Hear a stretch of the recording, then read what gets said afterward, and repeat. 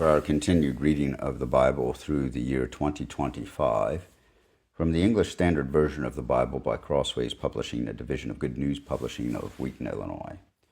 A reading of the book of 1 Samuel, chapters 26 through 28, beginning 1 Samuel chapter 26. Then the Ziphites came to Saul at Gibeah, saying, "Is not David hiding himself on the hill of Hachilah, which is on the east of Jeshimon?" So Saul arose and went down to the wilderness of Ziph with 3,000 chosen men of Israel to seek David in the wilderness of Ziph. And Saul encamped on the hill of Hachilah, which is beside the road on the east of Jeshimon. But David remained in the wilderness. When he saw that Saul came after him into the wilderness, David sent out spies and learned that Saul had indeed come. Then David rose and came to the place where Saul had encamped. And David saw the place where Saul lay, with Abner the son of Ner, the commander of his army. Saul was lying within the encampment, while the army was encamped around him.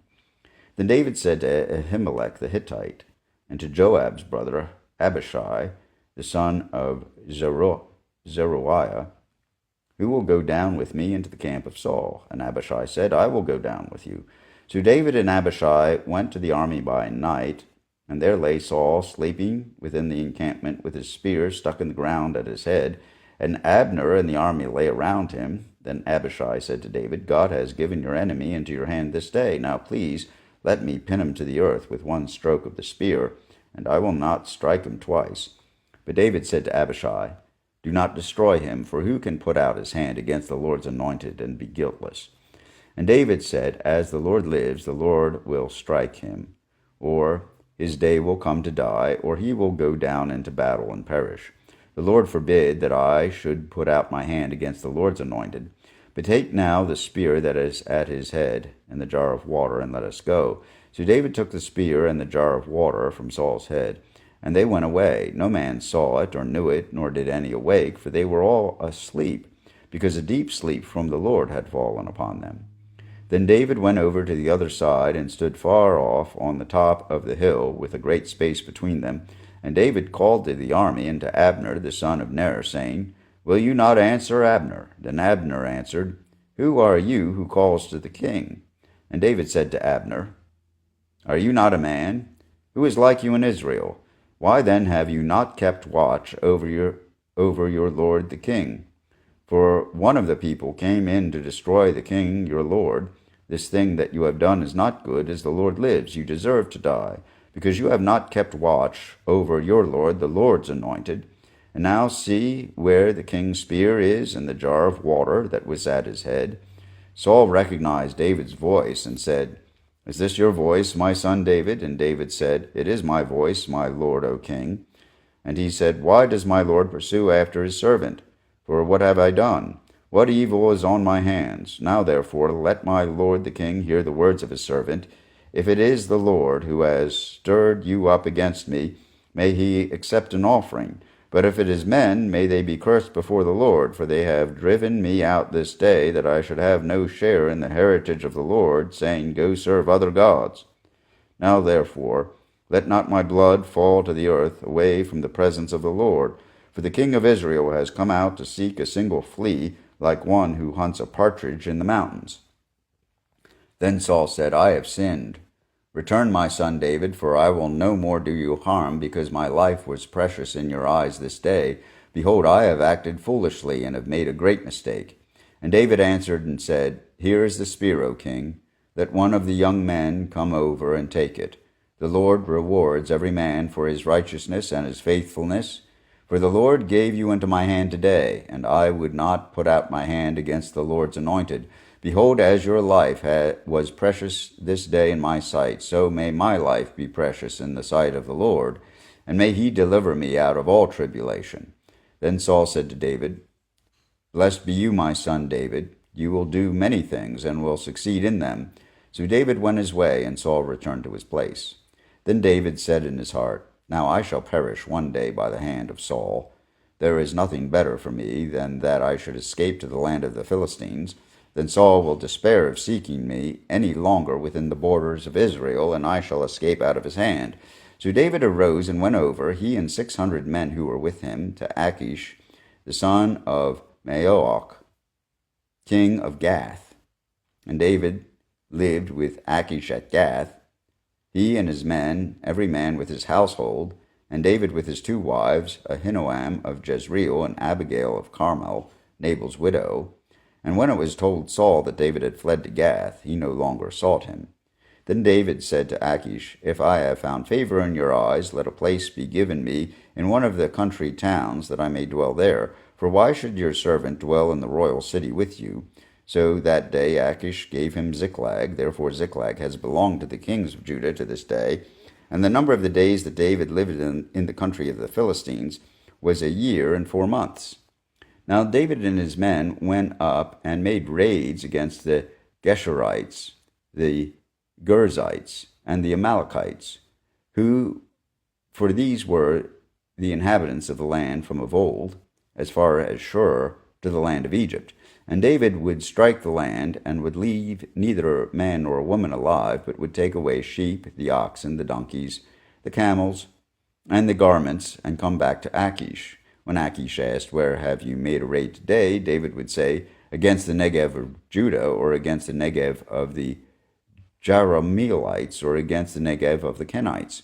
For David would leave neither man nor woman alive to bring news to Gath, thinking, lest they should tell about us and say, So David has done. Such was his custom all the while he lived in the country of the Philistines, and Achish trusted David, thinking, He has made himself an utter stench to his people Israel, therefore he shall always be my servant. In those days the Philistines gathered their forces for war to fight against Israel, and Achish said to David, Understand that you and your men are to go out with me in the army. David said to Achish, Very well, you shall know what your servant can do. And Achish said to David, Very well, I will make you my bodyguard for life. Now Samuel had died, and all Israel mourned for him and buried him in Ramah, his own city. And Saul had put the mediums and the necromancers out of the land. The Philistines assembled and came and encamped at Shunem. And Saul gathered all Israel, and they encamped at Gilboa. When Saul saw the army of the Philistines, he was afraid, and his heart trembled greatly. And when Saul inquired of the Lord did not answer him, either by dreams, or by Urim, or by prophets. Then Saul said to his servants, Seek out for me a woman who is a medium, that I may go to her, and inquire of her. And his servants said to him, Behold, there is a medium at Endor.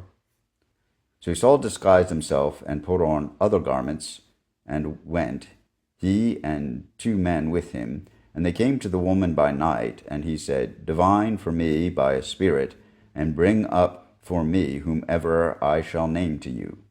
And the woman said to him, Surely you know what Saul has done, how he has cut off the mediums and the necromancers from the land. Why then are you laying a trap for my life, to bring about my death?